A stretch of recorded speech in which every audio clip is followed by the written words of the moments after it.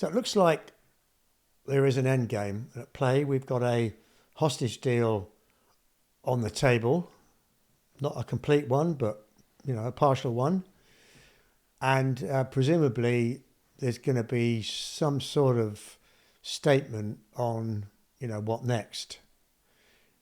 Is all this, are they sort of playing at it, or do you feel this is beginning to look like the end? I have to say I'm a bit sceptical at the moment, largely because it doesn't feel like Prime Minister Netanyahu, his heart is in this at all. It feels like he's been coerced into trying to placate American concerns, Israeli concerns. Bluntly, as a military guy, you want to maintain momentum. The Israeli Defense Force went through the north, through the middle of Gaza. They're now on the cusp of going to the south. They've got momentum. They've got Hamas on the back foot. Why would you stop?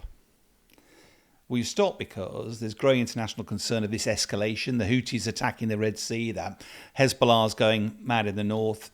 We've now hit the horrible milestone of 100,000 Palestinian casualties. 30,000 deaths, 70,000 injured. Half to two-thirds of those are children. 100,000 casualties. And the international community said, if you now go into Rafah, the Israelis go into that southern area, clear the last 4 battalions of Hamas fighters, you've got all those civilians, 1.3 million refugees. How on earth are you going to differentiate? There's going to be what some of the UN have described as a bloodbath. Yeah. And also Israelis are going, more needs to be done to get the hostages out. So all this pressure is around Netanyahu, who's looking increasingly isolated. And it feels like he's obliged to generate enough time to develop a plan to get rid of the refugees so he can get into Rafah, and also potentially get some of the people out, get some of the hostages out. But the numbers we're talking about, I think there's 132 hostages. Not all of them are going to be alive, are believed to still be around. We're talking about 40 apparently. Kids under 19, women over 50s, and the sick is what they're talking about getting rid of. They're talking about 10 to 1, so 10 Palestinian prisoners being released for every one hostage, humanitarian aid, all that sort of thing. Now, there are some positives from Israeli perspective, because by pausing the fighting, they've been fighting since early October. It will give their forces, the Israeli forces, a chance to get a breather, have some rest, rearm, and also develop a plan for how they're going to go in. The trouble is that also provides the same opportunity for Hamas. For Hamas, yeah. So Israel's got a 3-point plan for the end. Well, it was fascinating news this week when Netanyahu finally came out with here's my vision for how this is all going to end. And I have to say, from a military perspective, I found that somewhat frustrating, because you should have had that right at the start, because that creates the conditions that the military go out and say, right, we know what you're trying to achieve. We will provide the military conditions to do that. But that plan is a 3-point plan. It's 1.5 pages. First point is kill Hamas, destroy Hamas. Is that going to be possible? Secondly, we need to have some sort of governance arrangement by administrators that have never had anything to do with Hamas, but they need to be quite good at administration, and we need to select them. And thirdly is the Israelis need to have free access to anywhere in Gaza in a demilitarized zone so that they run the security. Yeah.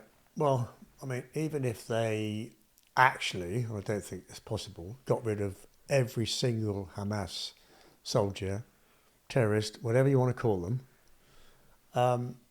as we've said before, the fight isn't really with Hamas. The fight is with, in my opinion, Iran. So you've still got Lebanon, Hezbollah, still got Yemen, Houthis, and who else, and that means there's going to be some sort of continuance of some sort. So you can kiss goodbye to the other two objectives, because it won't be Hamas you're negotiating with. Actually, in a proxy sense, it'll be somebody else. But it's also, what's the peace plan? You fought, you've won your battle. I mean, Hamas is no match militarily for the Israeli Defense Force. There's an air of inevitability in this final chapter of the war. But once that fighting's been finished, what next? These whoever you feel the sets of enemies are, they absolutely hate each other.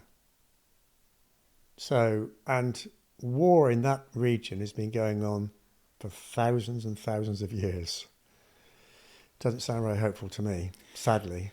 No, it doesn't. And I think the tragedy is the point you're making, I think, as well, is that the Israelis and the Palestinians will not be able to come to a peaceful accord. There's some visceral hatred there. That's not going to happen.